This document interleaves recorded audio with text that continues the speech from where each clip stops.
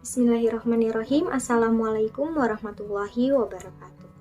Hai, balik lagi sama aku Nagia, mahasiswi Universitas Pancasakti, Fakultas Ekonomi dan Bisnis, Program Studi Manajemen S1.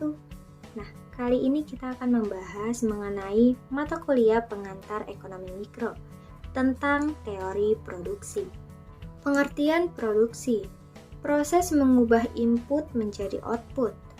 Produksi meliputi semua kegiatan untuk menciptakan atau menambah nilai guna suatu barang atau jasa. Tahapannya mulai dari input, proses, hingga output. Fungsi produksi, hubungan antara jumlah output yaitu Q dengan jumlah input yang dipergunakan dalam proses produksi, yaitu X1, X2, X3, sampai seterusnya dan X6. Secara matematis dengan dituliskan sebagai berikut. Q sama dengan F buka kurung X1, X2, X3 sampai seterusnya X6. Dan X ini sebagai output dan X-nya sebagai input. Fungsi produksi. Apabila input yang dipergunakan dalam proses produksi hanya terdiri dari modal atau K dan tenaga kerja atau L, maka fungsi produksi yang dimaksud dapat diformulasikan menjadi Q sama dengan F buka kurung K, L tutup kurung. Q-nya ini sebagai output, K-nya ini sebagai input modal atau kapital, L-nya ini sebagai input tenaga kerja atau labour. Fungsi produksi satu input variabel. Dengan mengasumsikan salah satu input menjadi konstanta dalam jangka pendek, maka dapat dijelaskan hubungan input kepada output secara lebih luas. Apabila input modal atau K-nya dianggap tetap dalam jangka pendek, maka fungsi produksinya menjadi Q sama dengan F buka kurung L atau dikali L. Fungsi produksi satu input variabel. Langkah awal dalam menjelaskan teori produksi yaitu dengan mengasumsikan bahwa hanya ada satu faktor produksi yang berubah. Para ekonom awalnya mempelajari teori produksi dengan meningkatkan pemanfaatan tenaga kerja pada sebidang tanah yang tetap akan mempengaruhi output.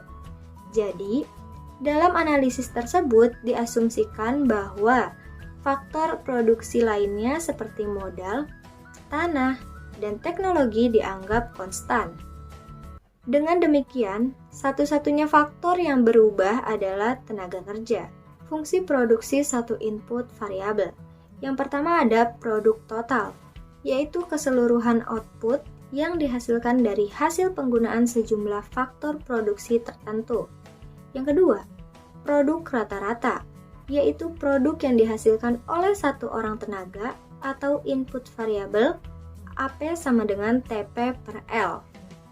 Yang ketiga, produk marginal, yaitu tambahan produk yang diakibatkan oleh bertambahnya seorang tenaga kerja dan sebaliknya.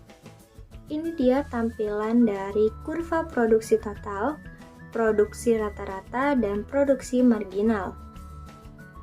Dari gambar tadi, tahapan 1 itu menunjukkan tenaga kerja yang semakin sedikit apabila ditambah akan meningkatkan total produksi, produksi rata-rata, dan produksi marginal.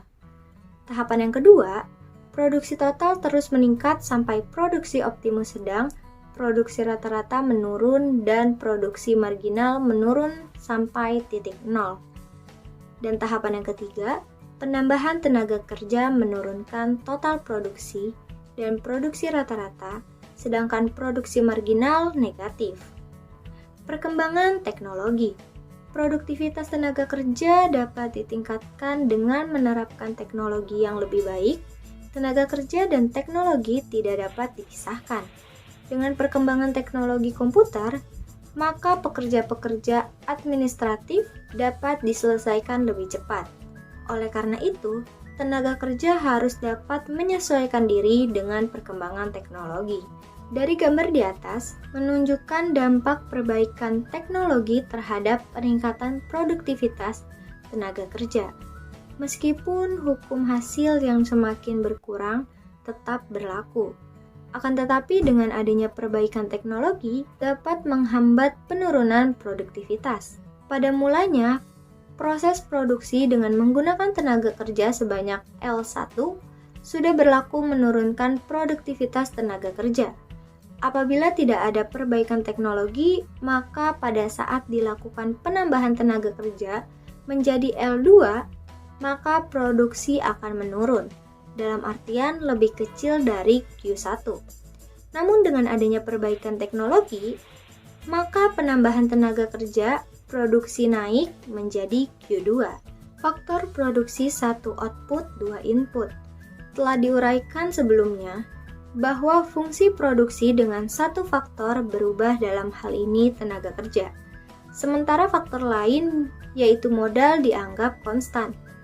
Pada bagian ini kita akan membahas produksi dengan kombinasi tenaga kerja dan modal berubah.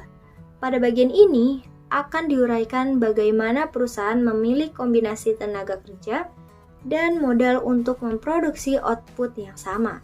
Jika dua input yang digunakan dalam proses produksi menjadi variabel semua, maka pendekatan yang sering digunakan adalah pendekatan isoquant dan pendekatan isocost. Pendekatan isoquant, kurva produksi sama atau isoquant.